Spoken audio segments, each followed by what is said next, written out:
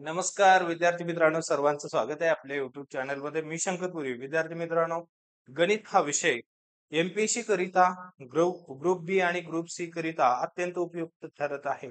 त्यातल्या त्यात नफा तोटा हा टॉपिक मात्र खूप महत्वाचा ठरत आहे. आणि हा नफा तोटा म्हणजे प्रॉफिट लॉसच्या संदर्भात काही पीवायक्यू घेऊन तुमच्यासोबत आलेला आहे.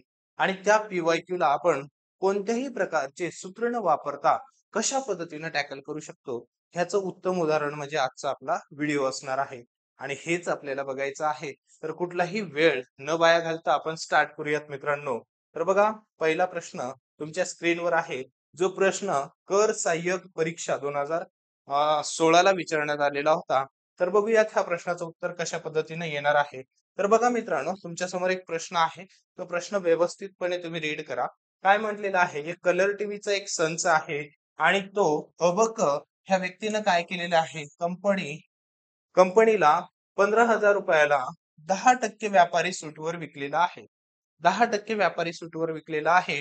याचा अर्थ काय, 15,000 रुपये ही किंमत कशाची असणार आहे.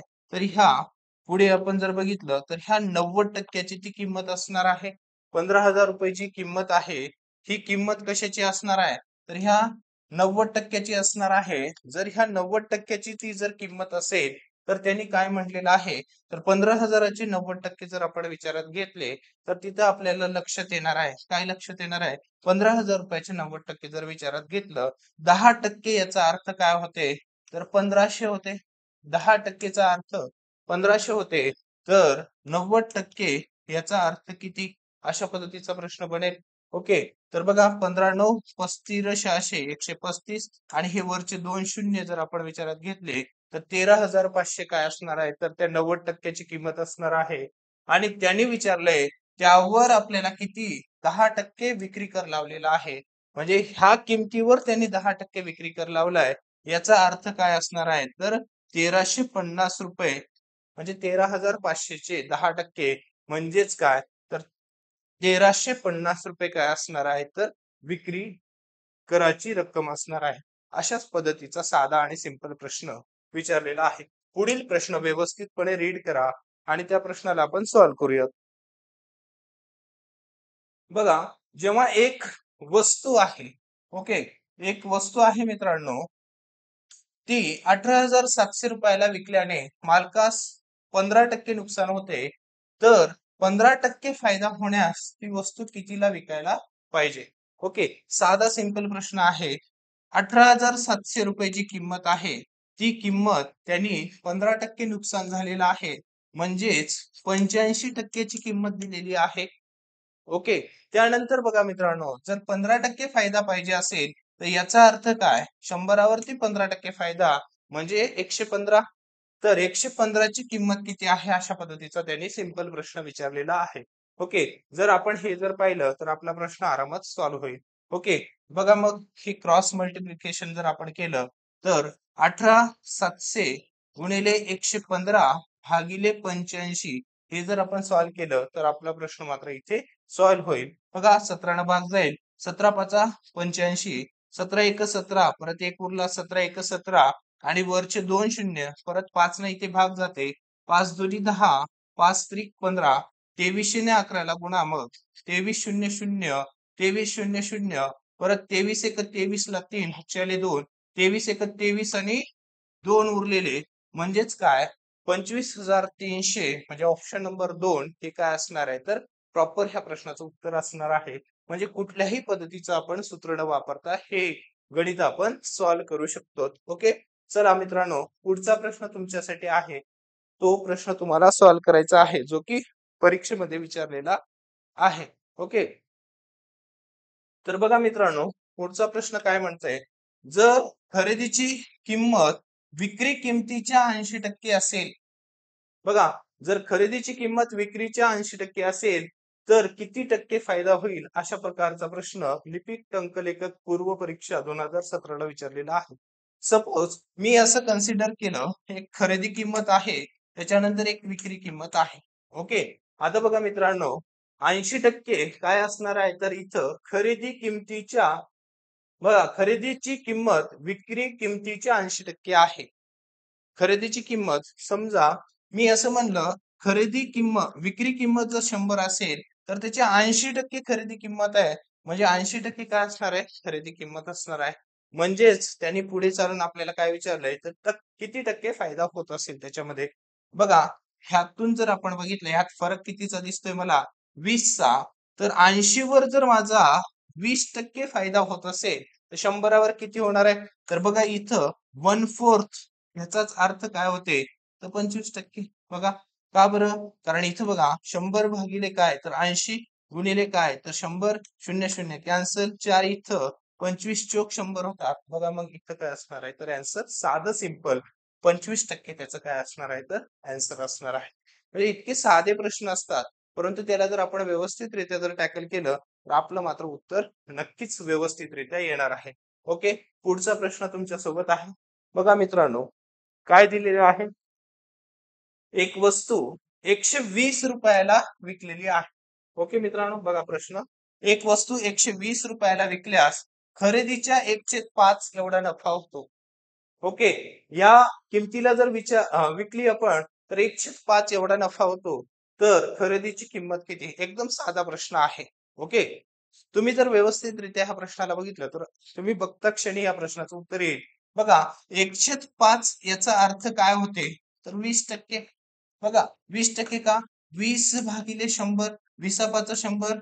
बघा 1/5 आणि 20% वाढ आहे म्हणजे 100वर 20%ची वाढ झाली म्हणजे किती होणार 120 आणि 120 ची किंमत दिली 120 आणि ही किंमत आपल्याला विचारली 120च्या हे एकाच पटीत आहे ते पण एकाच पटीत राहील याचा अर्थ याची किंमत काय असणार आहे 100 असणार आहे. ऑप्शन नंबर 3 येते मित्रांनो. एवढं साधं सिंपल गणित आहे आणि ह्याच पद्धतीने आपल्याला काय करायचे तर उत्तर काढायचे आहे. ओके, त्याच्यानंतर बघा मित्रांनो पुढचा प्रश्न. ओके, एका पुस्तकाची छापील किंमत 180 रुपये असून ते त्यांनी 153 रुपयाला विकले तर शेकडा सूट किती? ओके, हे आपल्याला काढायचं आहे. कर सहाय्यक मुख्य परीक्षा 2017 ला हा प्रश्न विचारण्यात आलेला आहे. ओके मित्रांनो, तर बघा आपण असं कन्सिडर करूयात ह्या पुस्तकाची छापील किंमत जी आहे ती 180 रुपये आहे. ओके, ह्या 180 रुपयाला जर मी असं कन्सिडर केलं की ही किंमत म्हणजे 100%ची आहे कारण छापलेली किंमत आहे आणि किती ना कमी झाली बघा 180 पासून जर 153 पर्यंत आलो तर 27 रुपयापर्यंत ती कमी झाली तर ह्याची किंमत किती आहे अशा पद्धतीचा काय त्यांनी प्रश्न विचारलाय. म्हणजे हे शेकडा सूट आपल्याला काढायचं आहे.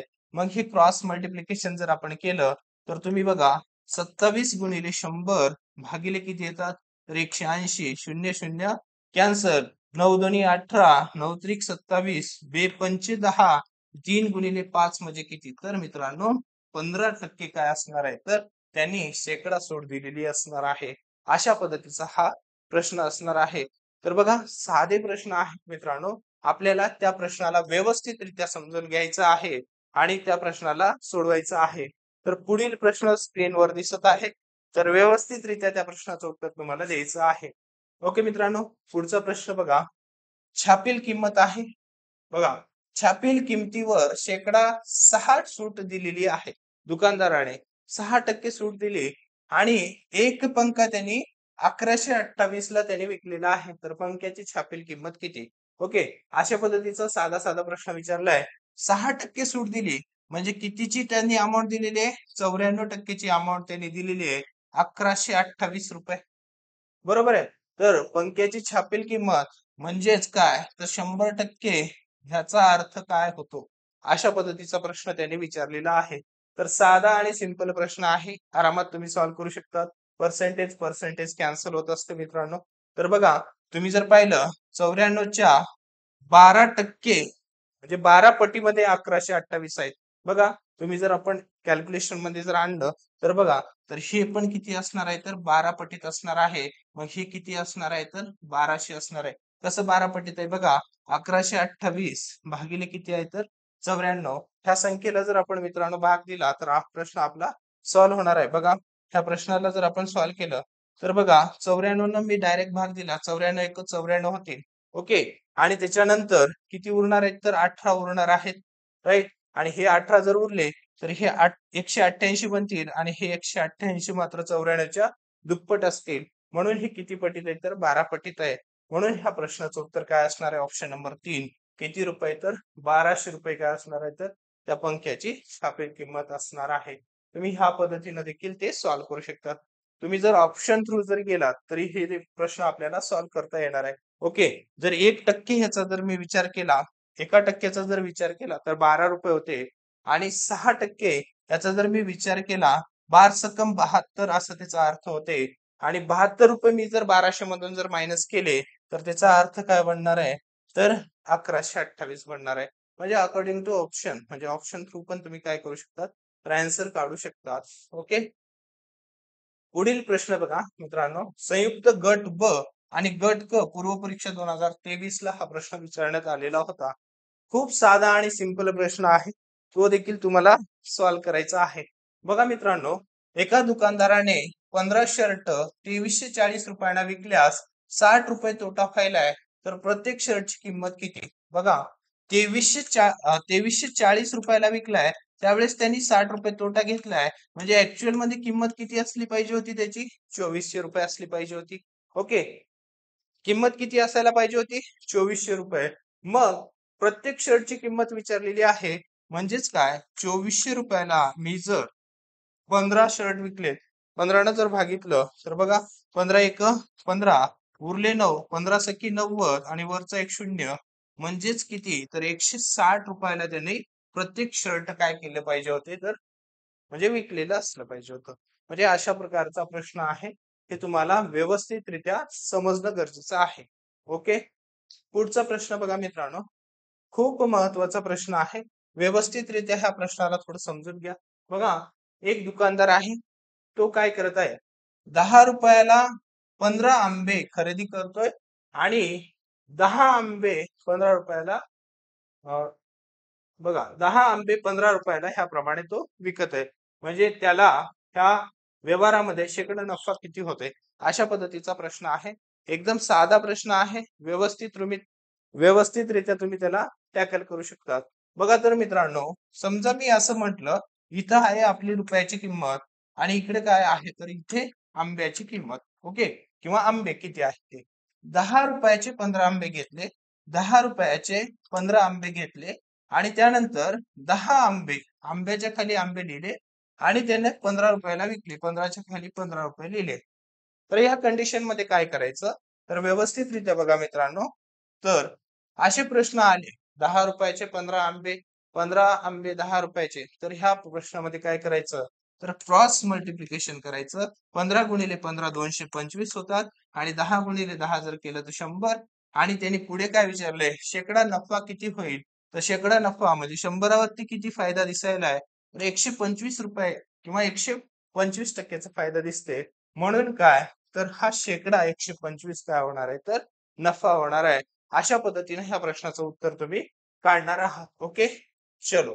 तर अशा पद्धतीने काय तर मित्रांनो आपले आजचे प्रश्न या ठिकाणी संपलेले आहेत. तर अशाच प्रकारचे प्रश्न तुम्हाला जर पाहिजे असतील नक्कीच आपल्या YouTube चॅनलला सबस्क्राईब करा आणि हा व्हिडिओ आवडला असल्यास मग नक्कीच मात्र तुमच्या मित्रापर्यंत शेअर करा.